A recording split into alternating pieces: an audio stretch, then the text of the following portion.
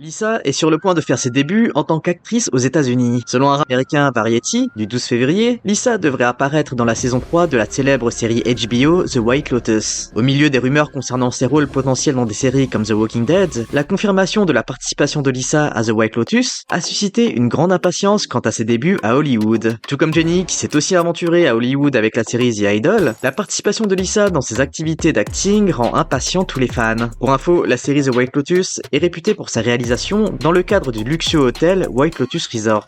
La série a été largement acclamée et a remporté 10 prix lors de la 74e édition des Emmy Awards en 2022. La prochaine saison sera notamment tournée dans le pays d'origine de Lisa, la Thaïlande, ce qui ajoutera une touche personnelle à ses débuts à Hollywood. Bien que les détails de l'intrigue ne soient pas encore connus, il semblerait que Lisa jouerait un rôle important. D'ailleurs, la raison pour laquelle HBO est soutenue et collabore avec l'autorité du tourisme de Thaïlande qui soutient le projet. Alors que l'expérience de Jenny a été controversée en raison de la nature un peu trop érotique de The Idol, les netizens pensent que Lisa s'en sortira mieux, d'autant plus qu'elle sera dans son pays d'origine et sera capable de s'opposer à certaines scènes s'il le faut. En ligne, on pouvait lire plusieurs réactions comme « Cette série a connu un énorme succès et en 2022, elle a remporté 10 Emmy Awards. » Comme il s'agit d'une comédie dramatique, il semble que cela corresponde bien à la personnalité de Lisa. Puisque la durée de vie d'un chanteur est en quelque sorte prédéterminée, la transition vers le métier d'acteur à Hollywood semble être une bonne décision, car elle offre une plus grande longévité. Sortir occasionnellement des chansons tout en s'établissant comme actrice à Hollywood ne semble pas être une mauvaise idée du tout.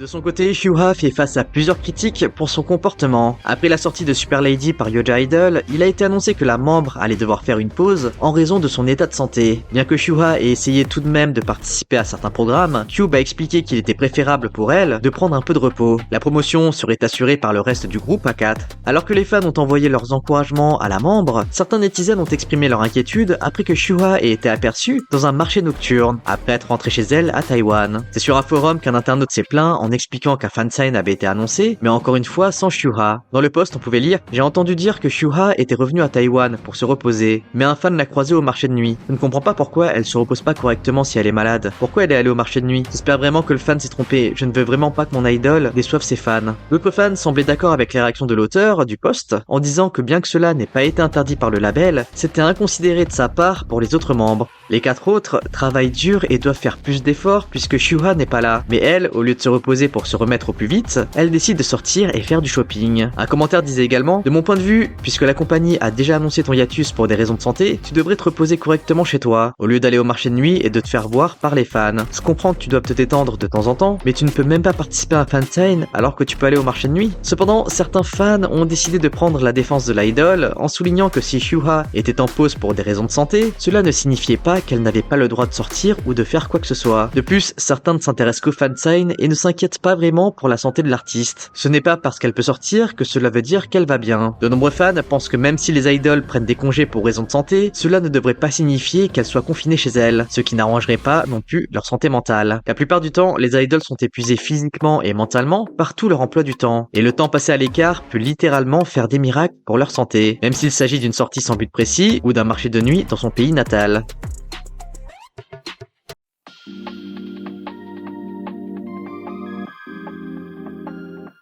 Cette semaine, Enhypen aussi fait face à des critiques, mais de la part des internautes chinois. Ces derniers appellent au boycott du groupe pour avoir utilisé le terme coréen du Nouvel An lunaire au lieu du Nouvel An chinois. En fait, dans une vidéo publiée sur la chaîne KBS, on peut voir les garçons souhaiter le Nouvel An lunaire aux fans. Mais les internautes chinois se sont mis en colère à cause des sous-titres de la vidéo de félicitations d'Enhypen qui disaient « Solal 2024 est à nos portes », ce que disaient effectivement à l'oral les garçons. En fait, le Nouvel An lunaire est appelé Solal, en Corée du Sud. Les dates du Nouvel An lunaire sont les mêmes dans le monde entier, mais le monde occidental occidentale a l'habitude d'appeler cette fête le Nouvel An chinois. Et au fil du temps, de plus en plus de gens utilisent plutôt le terme plus neutre de Nouvel An lunaire, car la célébration n'appartient pas à un seul pays en particulier. Cependant, cette appellation n'a pas plu aux fans chinois, qui ont appelé au boycott du groupe, et qui ont sévèrement critiqué la chaîne, et les garçons, pour l'utilisation du terme Solal. Parmi les réactions en chinois en ligne, on pouvait lire « C'est tellement décevant, tout le monde devrait quitter le fandom. C'est trop, j'ai déjà quitté le fandom. C'est tellement décevant, boycott. » L'affaire est devenue plutôt sérieuse en Chine, et elle dépasse même le cadre de la K-pop et des Naipen. Des plaintes ont même été déposées contre un restaurant de cuisine asiatique à l'étranger qui avait affiché célébration du Nouvel An coréen avec un menu spécial coréen. La Maison Blanche également a toujours célébré le Nouvel An lunaire avec des thèmes ouvertement chinois, tels que la danse du lion, mais en 2024, elle a laissé de côté ces éléments et des hanbok ont été aperçus dans la foule, par des invités, ce qui démontre un vrai changement de perception de la part des gens. De leur côté, les netizens se disent aussi furieux contre la réaction chinoise. Pour les Coréens, Solal a toujours été Solal, et Naipen étant un groupe coréen, ils n'ont pas jugé utile de donner un autre nom à cette journée pour plaire aux internationaux. Pour l'instant, Hybe n'a pas encore répondu à la polémique.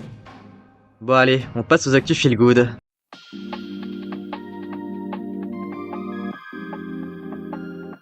V a subjugué beaucoup d'armies avec son apparition surprise pour la vaste campagne publicitaire de Céline. Bien qu'il soit en hiatus puisqu'au service militaire, Taeyang a attiré l'attention dans le monde de la mode, notamment en Chine. La marque de mode de luxe Céline a récemment dévoilé une nouvelle campagne de photoshoots mettant en scène Taeyang, leur nouvel ambassadeur mondial. Photographiée par Eddie Slimane, la série de portraits en noir et blanc incarne l'esthétique cool et classique de Céline, et Taeyang incarne parfaitement la marque avec son style vintage. Le photoshoot a fait des vagues dans toute la Chine puisque de gigantesques panneaux d'affichage ont été diffusés dans les principales villes. La vaste campagne a généré un immense buzz en ligne, démontrant une fois de plus la puissance de Taeyang. En plus des publicités chinoises, de nombreux panneaux d'affichage mettant en scène V pour Céline ont également été repérés dans de nombreux endroits très fréquentés de Séoul. Les fans ont été ravis de voir cette vaste campagne qui témoigne de la force de Taeyang en tant qu'icône mondiale de la mode, et cela même s'il est encore à l'armée.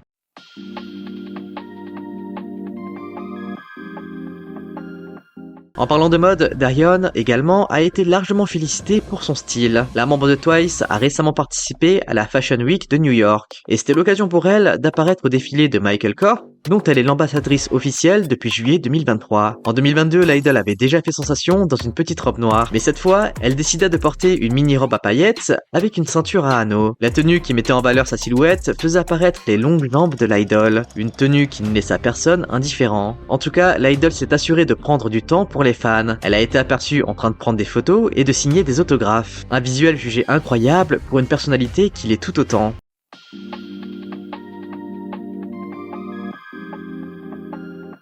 Mais l'une des apparences dont les fans ne se remettent jamais est celle de Wonyoung. La membre d'IVE est à nouveau devenue virale pour son visuel et sa façon de manger. L'idol a récemment partagé un mini-vlog d'elle à Fukuoka au Japon, et elle a emmené ses fans dans les coulisses, montrant son voyage dans l'avion et la préparation du concert d'IVE. Le mini-vlog a rapidement reçu plus de 1,5 million de vues sur Instagram, et c'est une section en particulier d'elle mangeant une tranche de viande qui est rapidement devenue virale sur les communautés en ligne. Dans l'extrait, on la voit montrer ce qu'elle mange, mais de manière cute comme d'habitude. Les DIVE, eux, ont été émerveillés par la beauté de l'artiste pendant qu'elle mangeait. En commentaire, on pouvait lire « Même sa manière de mâcher est trop jolie. Comment se fait-il que plus le temps passe, plus elle est belle ?» Tout ce que fait Wonyoung devient instantanément viral. Le pouvoir qu'elle détient est incroyable.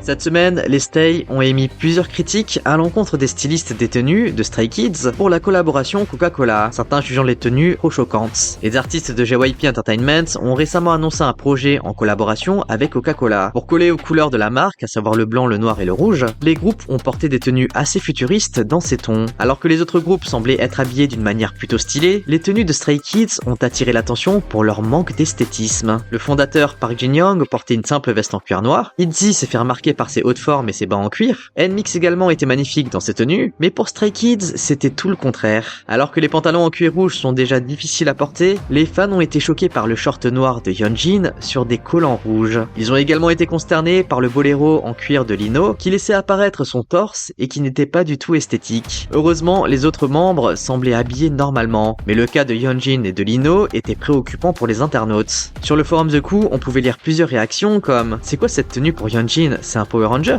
Ceux qui ne savent pas vont rejeter la faute sur Coca-Cola, mais c'est JYP Entertainment qui demande aux clients si les tenues leur conviennent, en leur montrant des ébauches. Et les clients sont d'accord. Pourquoi les clients choisiraient-ils des tenues d'idoles masculines qu'ils ne connaissent pas bien eux-mêmes? Ils laissent probablement ce travail aux travailleurs de l'industrie et filtrent ceux qu'ils ne veulent pas dans une certaine mesure. En fait, pour les netizens, la faute ne revient pas à Coca, mais bel et bien au label, qui s'est permis d'habiller les garçons de cette manière pour plaire aux sponsors et non aux fans.